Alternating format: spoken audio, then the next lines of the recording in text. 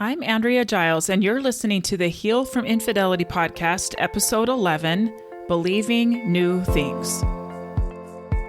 Hello, and welcome to the Heal from Infidelity podcast, where courageous women learn not only to heal from their spouse's betrayal, but to become the boldest, truest, most decisive, and confident versions of themselves ever. If you know there's more for you than the life you're currently living, but don't quite know how to get there, you are in the right place. Stick around to learn how to create a life that will knock your own socks off.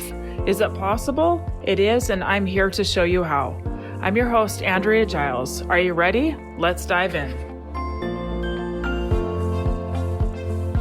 Hey, everybody. Welcome to episode number 11. Thank you for being here. I'm so glad that you're here. I love talking with you. I imagine your faces. I imagine you listening, living your life, going about your days, listening. And it just makes me happy to think of you getting some information, some comfort, some guidance. I love that you tune in. So thank you for being here. It is a beautiful fall day here in Montana. I'm recording, looking out my window at the leaves that are turning. It's just beautiful. And I've got some things to share with you that are really exciting. So today we're going to talk about believing new things.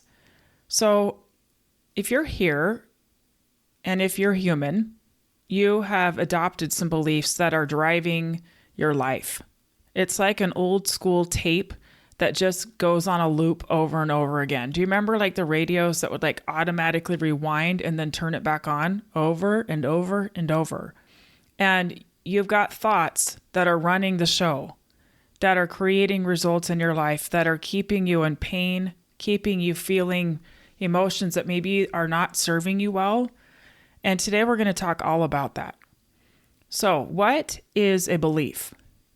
A belief is simply something that you have thought over and over again. You've thought it so much that you just believe it as true. You don't question it. You don't think of it as optional. It's more like you're just observing like the color of something. Like, yeah, I'm just not good at that.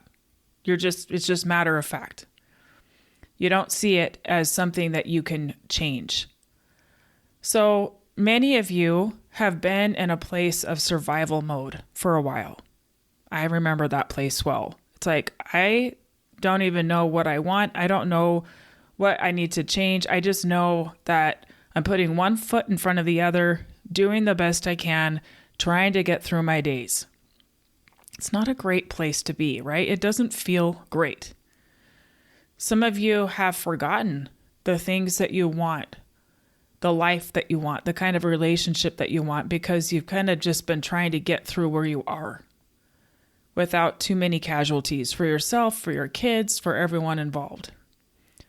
Today, I want you just to listen and think about areas where you're willing to open up a little bit to believing something new. I'm going to give you plenty of examples of what that looks like, how that would work for you. But I wanted to tell you some thoughts that you might know. Here's some thoughts that you might recognize. If I were better, he wouldn't have done this. I shouldn't want more. I don't know if I can do it. I can't trust myself. I can't trust anyone.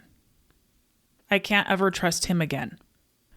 I've made mistakes in our marriage, so how can I want more? I'm so stupid to not have known this was happening. Other people have happy marriages, but not me. It's not possible for me. It may never happen for me. I am too broken. I am too messed up. I'm not attractive enough. No one will want me. Can you hear yourself in any of those?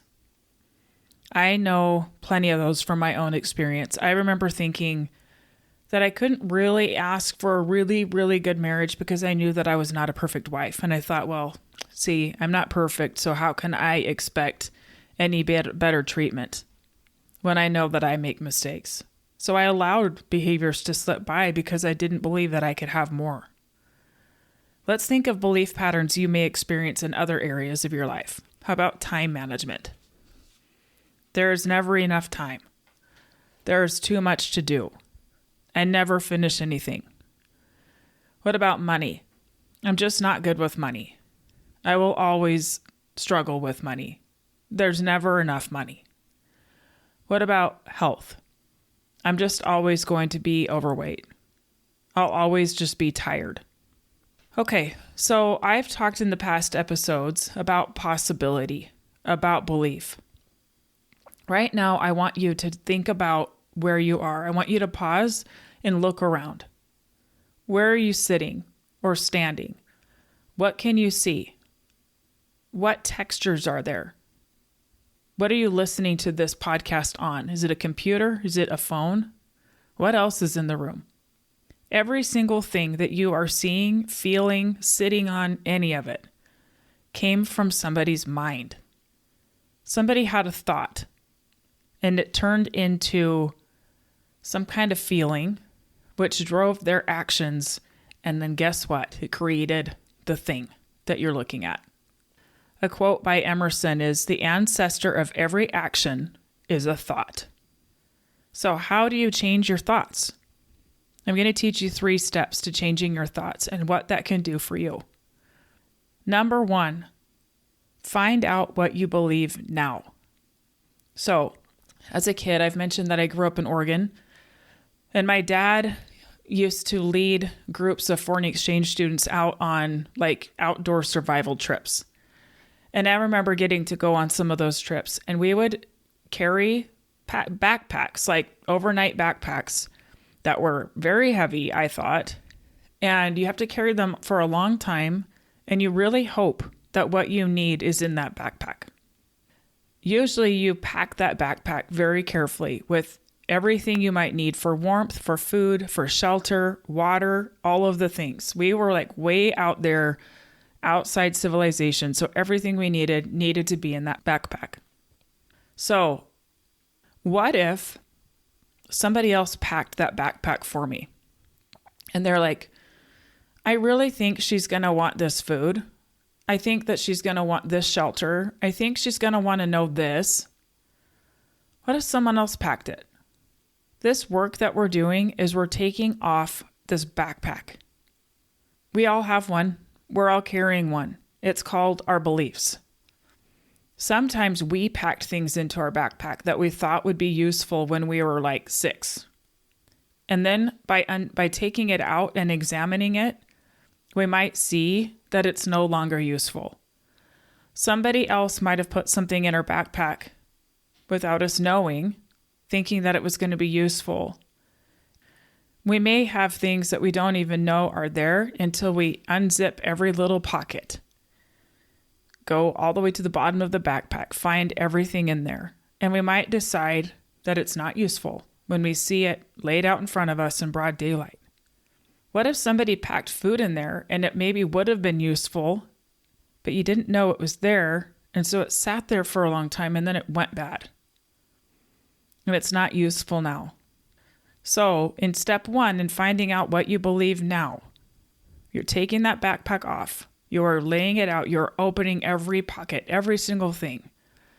Does it feel uncomfortable? Yeah, it can. It can feel uncomfortable because on the other side of that is deciding what you want to put back in, and it can feel a little bit scary, but we'll get to that, okay? Okay, now on to step 2. Step 2 is you've got everything laid out in front of you, and you're deciding what you want to put back. You're going, oh, I can see where that maybe came from and where that seemed to be useful and how it's actually kind of hurting me now. I don't think I'm going to put that back in. I think I'm going to put something else in or just not put anything in. The beauty is that you get to believe whatever you want. Our minds are a place where we get all power. We get to decide what to think. It's this great power that we have. It's this great privilege that we have. That we get to decide what to believe. We get to decide what to think about ourselves. We get to decide what we want with our life. We get to decide what is true for us. You get to believe that you matter and that you can show up and that you can live your life without apology and that you can take up space. You can decide that just the fact that you're alive on the earth right now is not coincidence, and that you're meant to take up space, that you're here to show up and to shout to the rooftops that you're here and that you matter. Makes me think of a baby. Babies are just worthy. They're just lovable just because they're here. And they don't have a problem being completely dependent. They need everything. Like they literally would die if they did not get taken care of, right? They would die. They don't apologize. They make it known, I need help. I need food. I need someone to change my diaper. I need someone to hold me. As we grow older, we learn to take care of ourselves, but it is optional to shut down the part where we don't think that we're worthy to take up space and to just be lovable and worthy just because we're here. We can be like that baby and have no problem just being alive, saying, I'm here and it matters that I'm here. And then we get to create that experience for ourselves. Step number 3 is to practice. Practice and practice some more all day long. Sticky notes are awesome. You're literally reminding your brain what to think. You are being the boss of your brain. We're talking about the difference between listening to yourself and talking to yourself. Listening to yourself is where you hear the buzz of your brain, like this chatter. That's all the stories that are in the backpack, buried deep. They're just way down there. You don't even know they're there. That's the chatter. That's the buzz. Talking to yourself is where you hear the buzz and you're telling yourself what to think instead. You're swinging the balance. You're giving more airtime to the talking to yourself part instead of listening to yourself. Our brains are naturally wired to be negative. Did you know that? They're naturally wired to look for problems, to look for danger. And when we've been hurt, it just 10x's that to where we're scanning for danger all the time. If we don't know better, we're going to be on alert all the time. And the problem is that it's a hard way to live, right? It doesn't feel very comfortable, and we're forgetting our own power to change our own life when we're just living at the effect of everything around us. Start talking to yourself. What do you want to believe? What do you want to believe that you're capable of? What do you want to believe about your life? Start giving airtime, at least equal airtime, to the stories that you want to believe. So one of the concepts that I teach my clients is called the thought ladder. So if you have paper in front of you, I know some of you like to take notes, I want you to draw a ladder. At the bottom of the ladder is your current thought about yourself. I also want you to write the word I can't at the bottom of the ladder. The next rung up is I could. The next one is I will. And the next one is I am. Now let's say that somebody has a thought of I'm not smart enough to figure this out on my own. A client of mine got that thought because when she was young, her mom would kind of hover over her when she was doing homework and was right there with her while she did all of those things. And she just assumed that it's because her mom didn't think she was smart enough to do it by herself.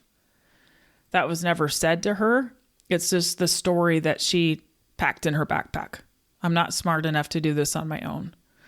So when she was faced with divorce and all of the things that came after that, it was very scary for her to think of making decisions that would affect her children, that would affect her life, because there was this underlying current of, I'm not smart enough to figure this out on my own.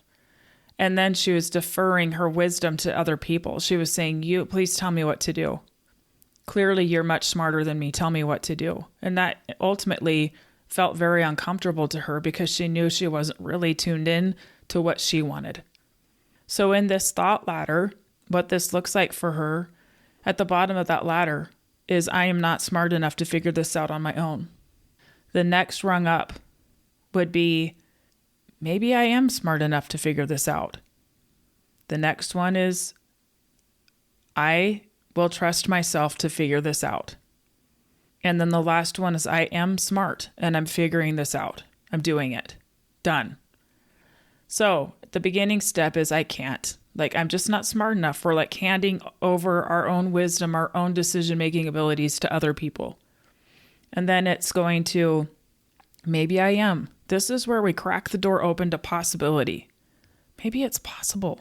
Maybe I could. What if I could? And our brain starts scanning for ways that it's possible. Remember, our brains are very efficient. You give it a thought to think, it's going to try to make it true. Whether it's a destructive thought that hurts us or whether it's a thought that's going to bring us lots of joy, our brains don't know the difference. It just wants to be efficient and bring back evidence that it's true. So if you give your brain a thought that maybe it's possible, it's going to get to work looking for ways that it's possible. This cracks open problem solving. Really going into yourself and your own wisdom and answering questions for yourself. And then guess what happens? You climb up that ladder because you're showing your brain, oh my gosh, I'm doing it. It is possible. Look what I'm doing. I'm doing this. I'm practicing it. I'm trusting myself. And then it's done. I made these decisions. I'm smart enough to do this. I figured this out. Done. And you've gained this level of trust in yourself that you can take care of yourself. Another example would be a thought, I'll never trust anyone again. Sometimes that feels very factual, right? How can I ever trust anyone again? I don't think I can. Of course, that thought is there as a protective measure, right? To not get hurt again. But ultimately, when we close ourselves down to trust, we're hurting ourselves. It's keeping us in like fight or flight mode, kind of scanning for evidence that something's going to go wrong.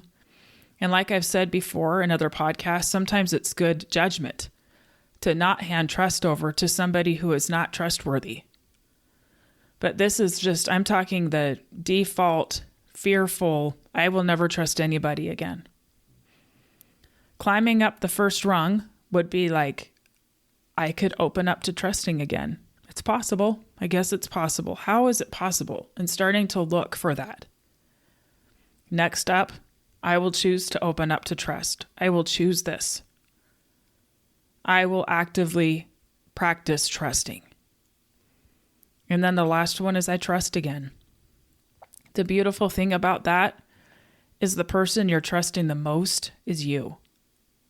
You're building a sense of trust in yourself that you can take care of yourself. I'm going to give you a personal example. I remember not long ago hearing about people with podcasts and having this thought, other people have podcasts, but not me. I just took myself out of it. Not me. And then I had this thought, I guess I could. Maybe I could have a podcast. It's possible. So my brain started looking. Well, what would I talk about? What would I name it? Who would listen? I guess it is possible. Next up on the ladder, I'll start creating a podcast. I got to work. I decided on the name. I decided on the cover art. I decided on what I was going to have my first episodes be. I decided on, am I going to produce it myself or am I going to hire somebody? All of those things. I'll start creating a podcast. And then lastly, I have a podcast. And people listen to it. How cool is that? It's done. This thing that I thought was impossible is now done. Isn't that awesome? Every result in your life came from a thought. It started from a thought. What result do you want? You are very powerful and you can create whatever result you want. If you want to live happily in your marriage, you can create that, regardless of what your spouse is doing. You can create it by your mind. If you want to learn how to provide for yourself, it begins with the possibility that maybe I can. Now, I want to point out one really important thing. Oftentimes, we try to do things like going from this thought of I'm not enough to, oh, I am so worthy. Things like that. Like where we're trying to go from the bottom of the ladder to the very top. Things like I hate my body to I love my body. I'm so grateful for my body. Our brains will kick that out immediately. and go, no, we know that's not true. Well, no, we're on to ourselves. Like when we've had these thought patterns for so long, our brains are on to us. They're like, whatever, no, we're not doing that. So this thought ladder is how you outsmart your brain. You start by taking one step up because your brain can get on board with that and go, oh, okay, I can get on board. I can do that. Maybe it is possible. And you'll start to feel that feeling of possibility, of openness, of creativity, of like looking for solutions. And then you'll start taking action from that place. And then you're going to see the results. So that's why, rather than just like positive affirmations, which can be awesome if your brain believes them, but if your brain's rejecting it, go back down that ladder and start with the first rung. Maybe I could. Maybe it's possible. Now, I have mentioned before that I am a member of the Church of Jesus Christ of Latter-day Saints. I know not all of you are that listen, but one of our books of scripture, it's called the Book of Mormon, has this scripture. And whether you read the Book of Mormon or not, I just want to share this with you because it's really wise. It's from Alma 32, verse 27 and 28. But behold, if you will awake and arouse your faculties, even to an experiment upon my words, and exercise a particle of faith, yea, even if you can no more than desire to believe, let this desire work in you, even until ye believe in a manner that ye can give place for a portion of my words. Now we will compare the word unto a seed. Now if ye give place that a seed may be planted in your heart, behold, if it be a true seed or a good seed, and if ye do not cast it out by your unbelief, that ye will resist the Spirit of the Lord, behold, it will begin to swell within your breast. And when ye feel these swelling motions, ye will begin to say within yourself, it must needs be that this is a good seed, or that the word is good. For it beginneth to enlarge my soul, yea, it beginneth to enlighten my understanding, yea, it beginneth to be delicious to me. Okay, so I love that because in that scripture, he's talking about just possibility. Like, I kind of want to step on that first rung of the ladder and just see what happens. And if you don't resist it, if you don't take yourself off that first rung and just like hang out there and open up to possibility, you'll feel expansive. You'll feel yourself growing. It says, it beginneth to enlarge my soul, and it beginneth to enlighten my understanding. It beginneth to be delicious to me. Isn't that awesome? When things enlighten us and feel delicious and like possibility. My friends, anything is possible. I truly believe that. I believe that the glimpses that you have had of what your life can be are yours for the taking. It might require some growth. It might require some pain. It might require some discomfort. All growth does. But I believe that you can have it, that it's possible for you. And as I was preparing for this podcast, I had a moment of just gratitude because I am living a life that I could barely dream of not many years ago. I'm living it. I have it. I have a husband who adores me. And I adore him. We're genuinely best friends. I have a home that is beautiful and comfortable and in a beautiful setting where I feel peace. I have kids that I love and who I love being around.